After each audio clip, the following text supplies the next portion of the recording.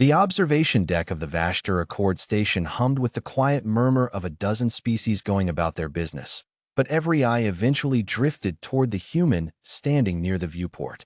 Ben Carter was not a diplomat, not a scientist, not even particularly important by Terran fleet standards.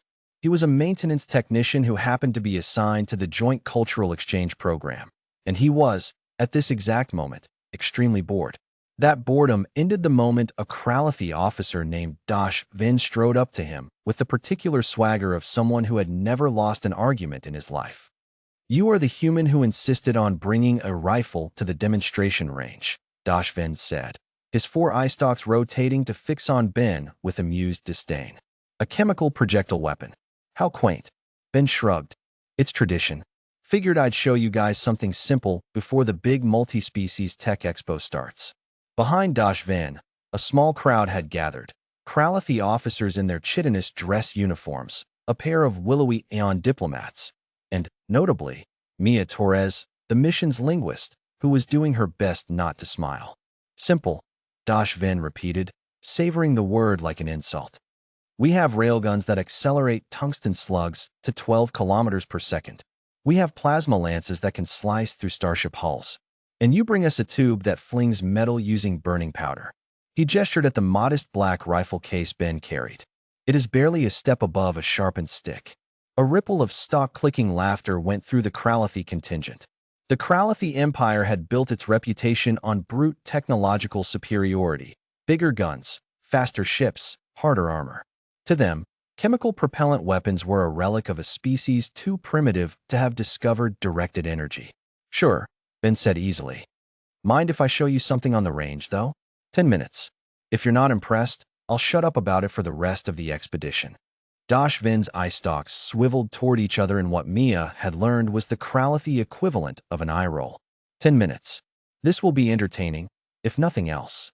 The range was a long, armored corridor built for weapons testing, lined with reinforced viewing glass.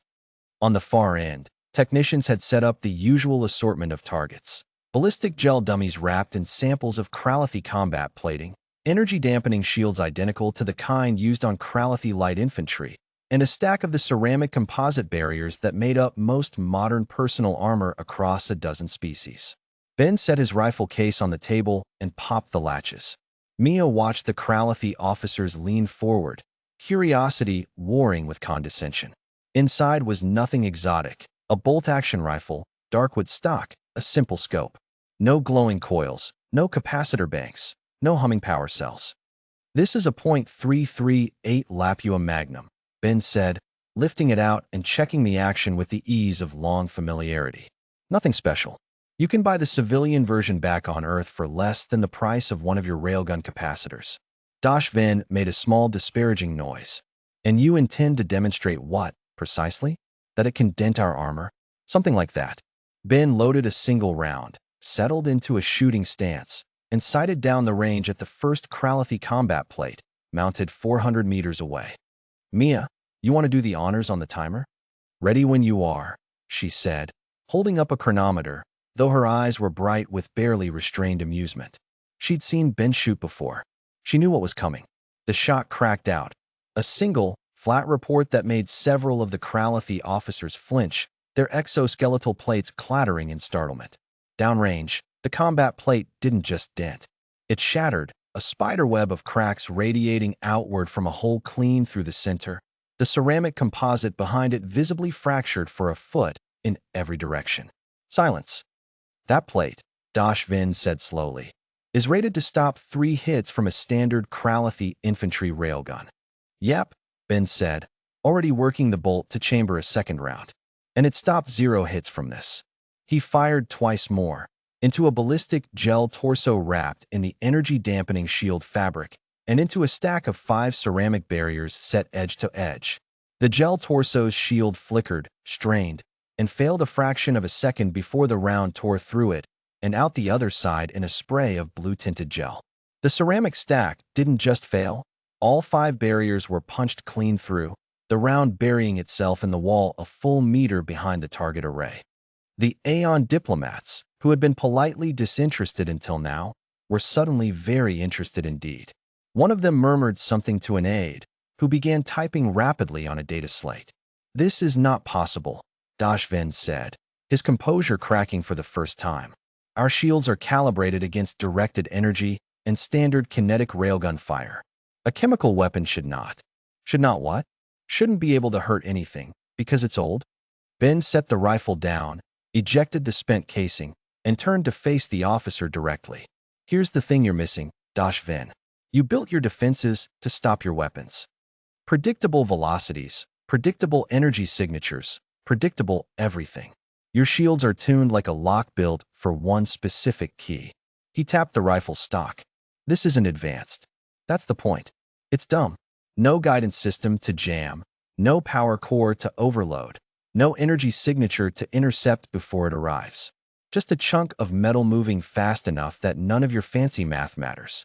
Your shields never learned to stop something this simple, because nobody in known space has needed to use anything this simple in centuries." Mia stepped in, her tone gentler but no less pointed. "Humanity spent 100 years perfecting projectile weapons before we ever touched a laser cutter. We didn't abandon the technology when we developed better options. We kept refining it in parallel, because every arms race eventually circles back to what if the enemy's defenses only expect one kind of attack. You built a wall to stop rain.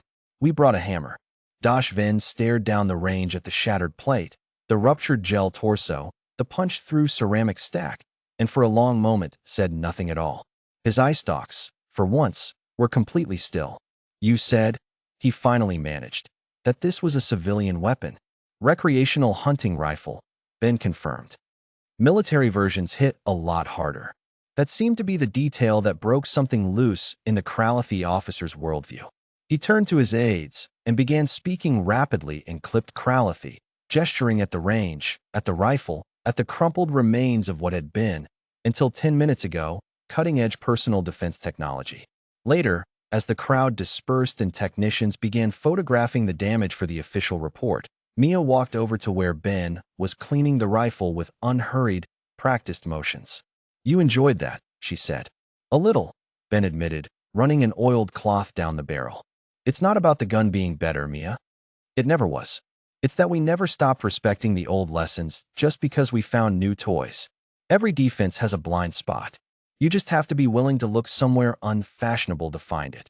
Mia glanced back down the range, at the Kralathi engineers already arguing amongst themselves about recalibrating an entire empire's worth of shielding technology, and smiled. "I think you just started an arms race, Ben." "Nah," he said, snapping the rifle case shut. "I just gave them their first physics lesson. The arms race was always coming. I just made sure we're the ones who get to write the first chapter." Above them, through the viewport, the stars wheeled on, indifferent, but for the first time in a long while, several very advanced civilizations were quietly, urgently, rewriting their threat assessments to include the word human.